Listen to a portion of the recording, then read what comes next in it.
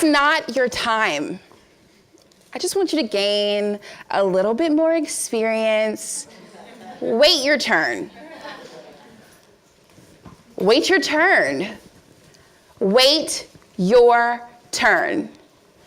Hello, my name is Mary-Pat Hector, and if you couldn't tell by the photo, I'm a hellraiser.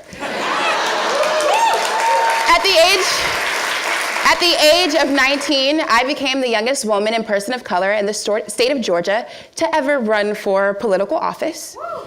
And growing up, my grandmother would say, "Tú no necesitas permiso para ser grande."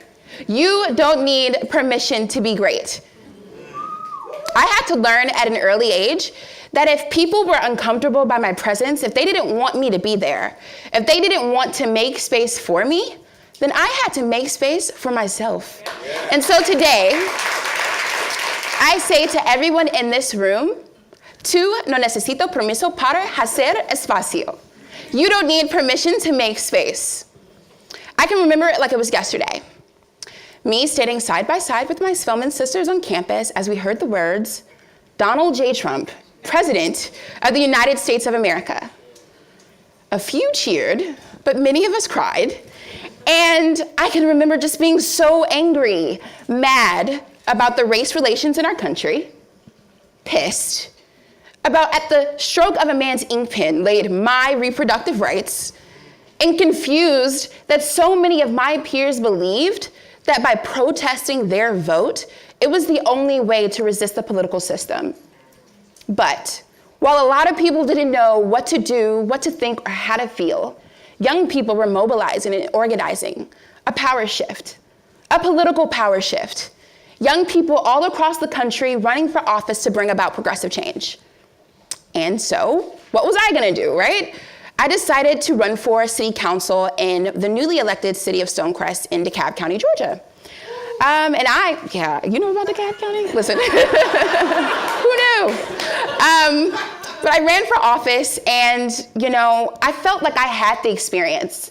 I was the only person in my election who mobilized across the country for marginalized communities. I was the only person in my election that was over a national civil rights organization, a position that I gained at the age of 14.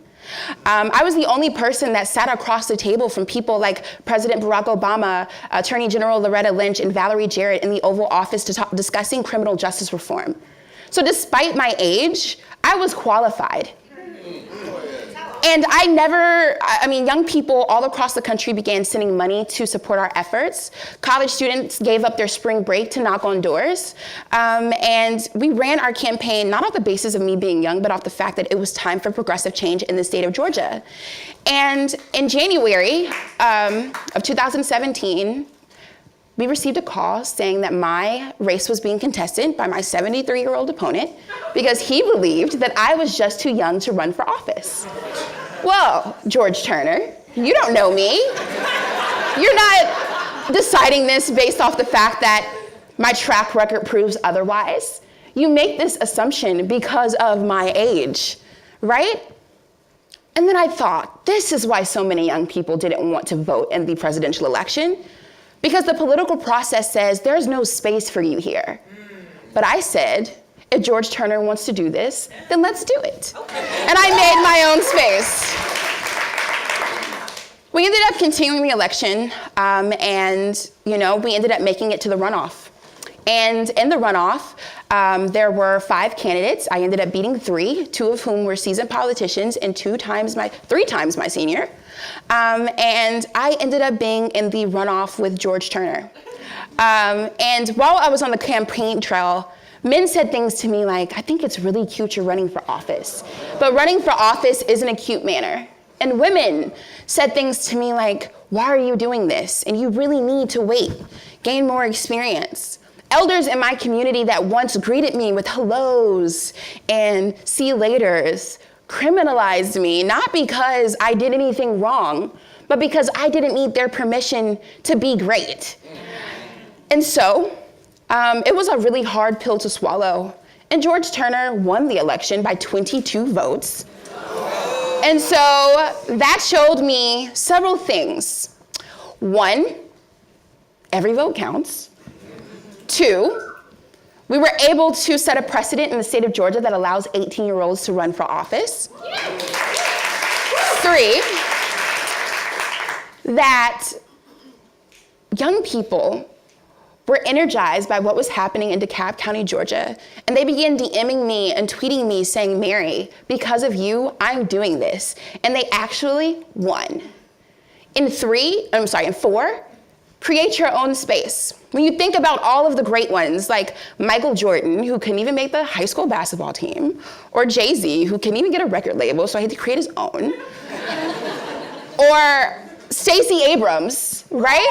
Yes, Stacey Abrams, who became the first African-American woman not only to do the State of the Union rebuttal address, but the first African-American woman to run for governor in the United States of America.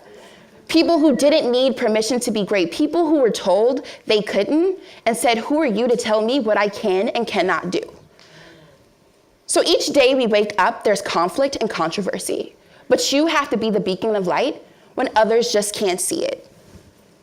If you're searching for that permission to be great, right now, I'm encouraging you, I'm telling you, you have my permission to create your own space, okay? Yes. So, moving forward, don't let anyone tell you you can't, because you can. I'm a living example of that. Whether that be becoming a civil rights leader in a male-dominated field, or resisting the administration by holding hunger strikes on my campus, or Howard and Hampton, and mobilizing, being that hellraiser that I am in that photo, you can. Don't let anyone tell you you can't. So, I leave you with this. Tú no necesitas permiso para hacer espacio. Thank you.